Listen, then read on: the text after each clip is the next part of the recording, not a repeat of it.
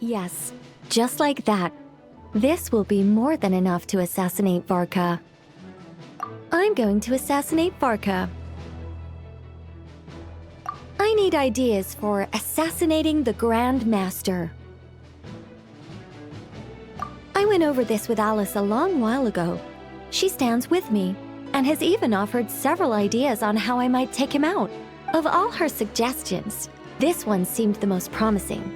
Bring a full cart of Mondstadt's newest dandelion wine all the way here, and then, before Varka's very eyes, tip the entire cart over the cliff.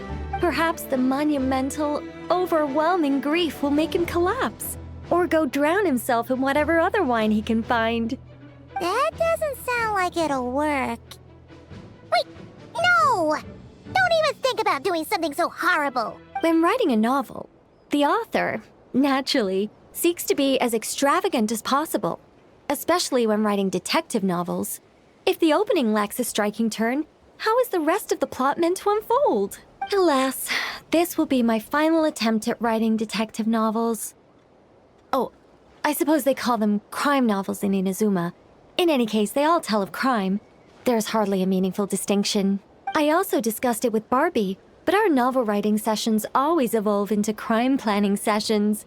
Methods of crime and puzzles of deduction. We have explored plenty of those, yet the plot would not advance. The Angel Killer case. Try as they might, the culprit remained elusive.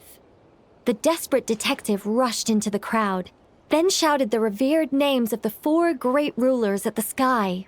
Whoosh! Pitter-patter. Boom!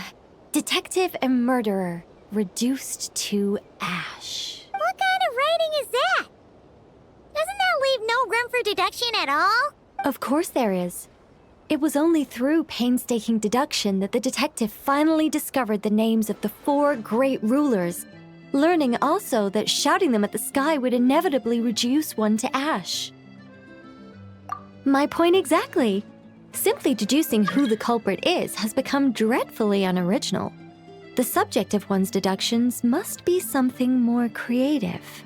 I even thought of having a Seelie detective, an angel who, longing to become a detective, became a Seelie, and by some twist of fate, ended up as a detective's assistant. All Seelies love to guide people, so this one went about leading the detective from case to case.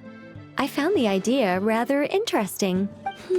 Come to think of it, the Seelie detective and the Angel Killer case seem far more interesting than assassinating the Grand Master. Never mind, guess I'll move on to work on that idea then. It's precisely because I overthink every little detail that I've lost interest in continuing. Not to mention the mountain of words I'll have to write. The very thought of penning all those words. Oh, what a hassle. And I can't even get a ghostwriter for this one. I'll just work on the Angel Killer case instead. But how might the detective deduce the truth? Perhaps he could have a conveniently informative dream. Seelie detective. Hold on. Why not have the Seelie guide that detective to assassinate the Grand Master instead?